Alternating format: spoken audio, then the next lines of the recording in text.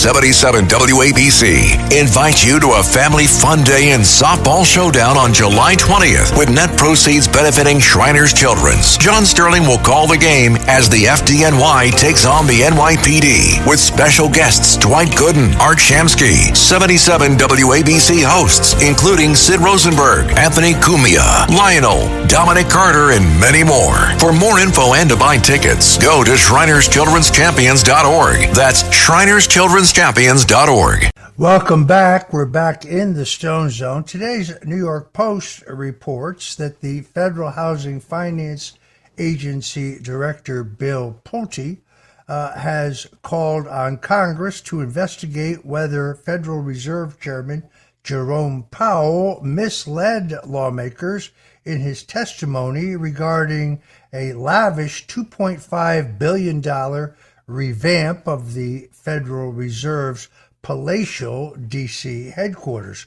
Pulte has been a sharp critic of Chairman Powell, pointing out that despite the fact that both inflation and unemployment are lower today than when the Federal Reserve last cut interest rates, Powell has stoutly refused to cut interest rates on the American people. Joining us now is a man who's all over the news today. He is the 5th director of the U.S. Federal Housing Agency. In that position, he also oversees and serves as chairman of both Fannie Mae and Freddie Mac, the two principal mortgage vehicles for the federal government, as well as overseeing the Federal Home Loan Banks. Bill Pulte, welcome into the Stone Zone. Thank you, Roger. Always good to be with you. What a crazy day, huh? It really is. You've raised some very serious questions here. You've called for a congressional investigation. Break this down for us, if you will. Well, I really haven't heard from a lot of people that I heard from today in a long time. I mean, it's everywhere, and I think that it really strikes a chord with people, Roger. I don't think it's really about what I did or President Trump or yourself or anyone else in this world. I think it really has to do with Jerome Powell and his actions. You know, we had to deal with this guy all throughout COVID, as you remember. Everybody's so used to seeing this guy on TV during COVID, and now he's still here, but you know, he's out there doing a $2.5 billion renovation on a building, which, you know, I know a lot about construction, Roger. It would be very hard for me to spend $2.5 billion on a renovation, just to be frank. And then on top of it is he's sitting there and not lowering interest rates despite inflation being lower. So the whole thing stinks to high heaven, and we're going to get to the bottom of it. Yeah, I mean, it's really shocking. He won't cut interest rates despite the fact that today both inflation and unemployment are lower than the last time the Federal Reserve cut interest rates ahead of the 2024 elections. Very clearly a political move designed to try to help Joe Biden. That didn't work out so well. But his whole let him eat cake mentality is really offensive. He said before Congress that this $2.5 billion renovation of the Federal Reserve's incredibly palatial headquarters, he specifically said there is no VIP dining room, there is no new marble, there are no special elevators, there are no new water features, there's no beehives, there's no roof terrace gardens. And none of that turns out to be true. According to the plan approved by the government, pen pushers, a private dining room on level 4 is being completely restored, that there is a new private elevator for the use of the Fed governors that will discharge them at the dining suite level. The document expressly mentions a vegetated roof garden with urban wildlife and a spectacular view of DC skyline, as well as new water and marble features. So it appears to me that he lied, and he lied on a material matter. I was once accused of lying to Congress, but I had no motive to lie, and no misstatement I made to Congress covered any underlying crime, nor was it material to Russian collusion, because there was no Russian collusion. In this case, there is a $2.5 billion plan. While the American people are struggling struggling certainly to buy a home or to buy a car. I don't know how he justifies his position other than to say tariffs, which is not much of an answer. Well, he's got real problems, and he's going to continue to have real problems because, people look the other way for a long period of time. We had COVID. We had all these different things going on in our economy.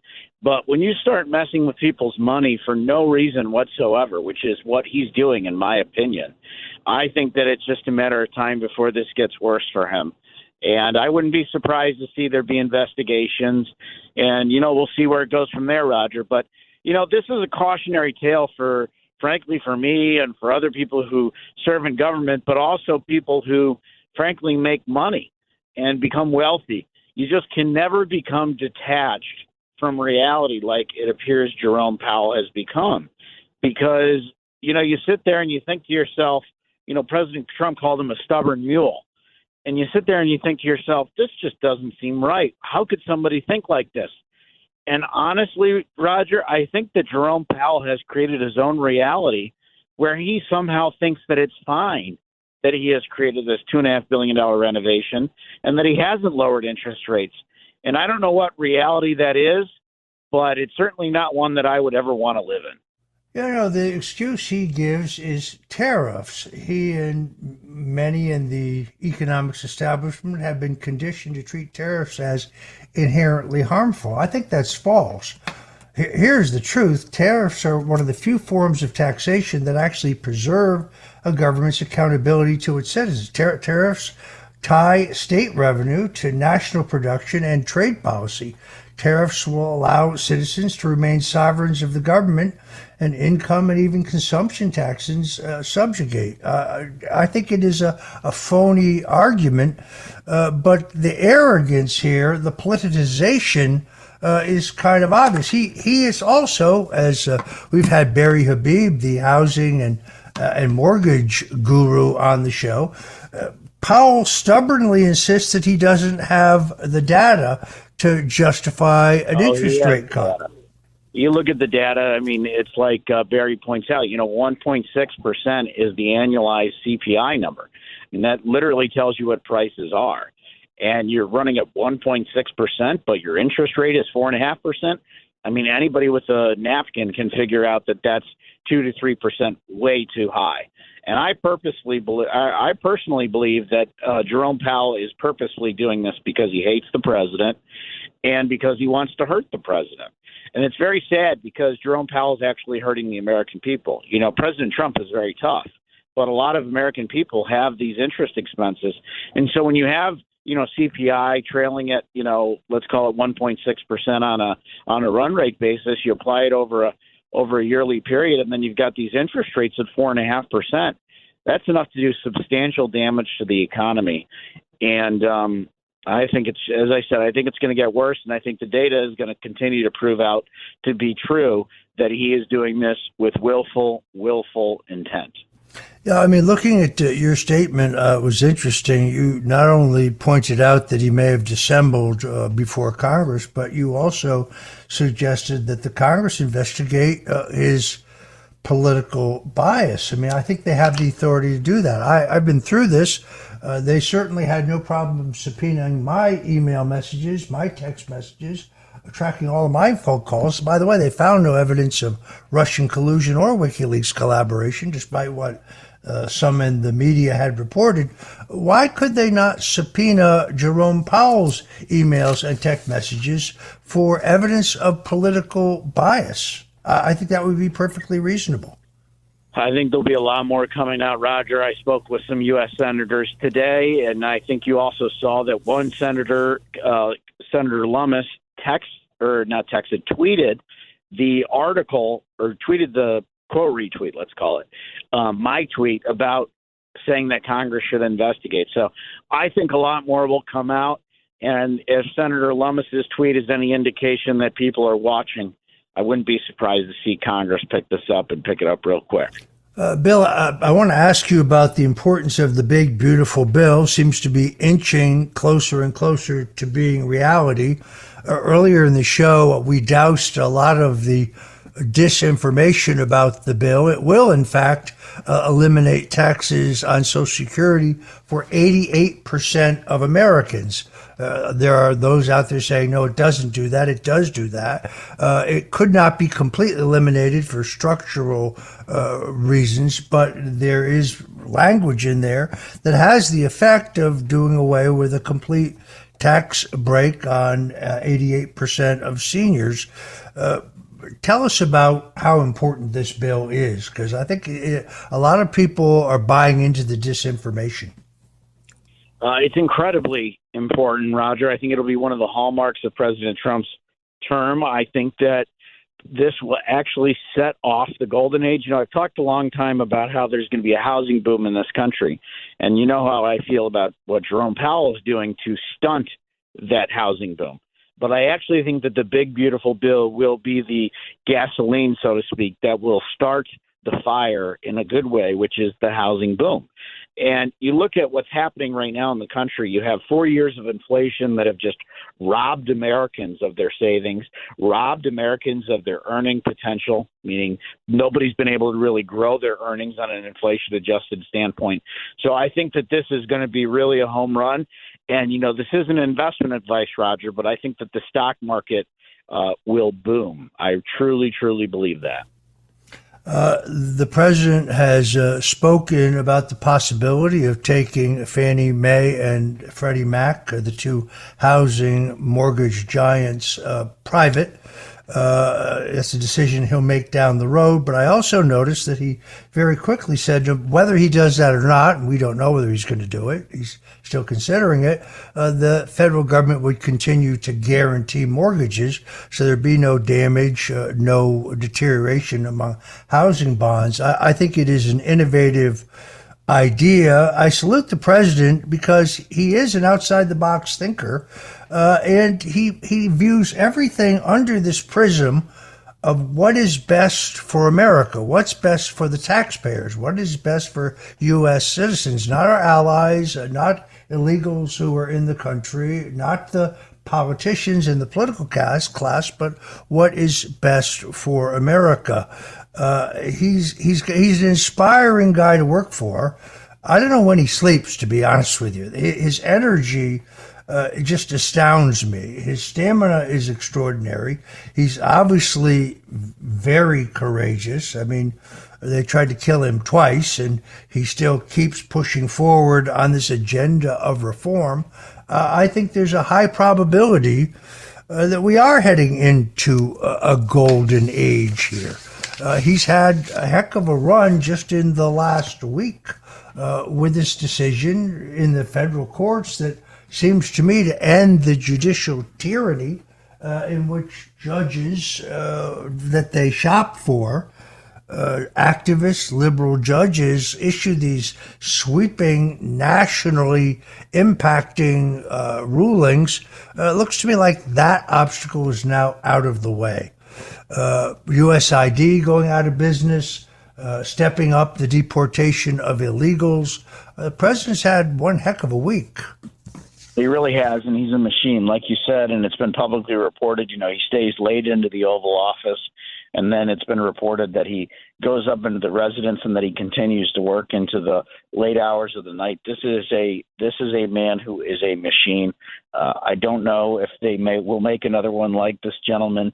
I mean, think about it, 79 years old. I mean, who knows anybody who's 79 years old who's as efficient, as functional, and frankly, brilliant as he is. I mean, he is brilliant. I said this yesterday, Roger, on my Twitter. I said, I've never met another person who has as good of instincts as this gentleman does in my entire life. His instincts are just otherworldly. I don't care what anybody says about him. I think he's brilliant. Well, the brilliance of doing away with the tax on tips, for example, which really did come from a conversation that he had with a cocktail waitress when he was campaigning in Las Vegas. I think it tipped the silver state of Nevada, a swing state, a state that Republicans lost in the the last presidential election. It was one of the more brilliant pieces of the big, beautiful bill. It will soon be federal law. He didn't get that from some economist. It came from the mind of Donald J. Trump, and it's his affinity for working people. This guy is a billionaire who never really lost his Queens roots. He has the common touch. He understands the language and the instincts and the feelings of the working people. It's why I think he's going to go down in history as one of our greatest presidents. All right, I'm afraid we have to wrap it there. I want to thank our guest, Bill Pulte, who is the director of the Federal Housing Finance Agency, and who today called for a congressional investigation into Federal Reserve Chairman Jerome Powell. Bill, thank you for entering the Stone Zone. This is the Stone Zone with Roger Stone.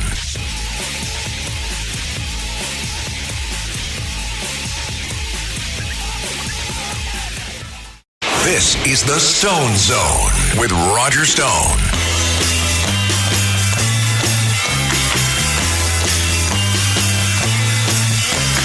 I'm not your stepping stone.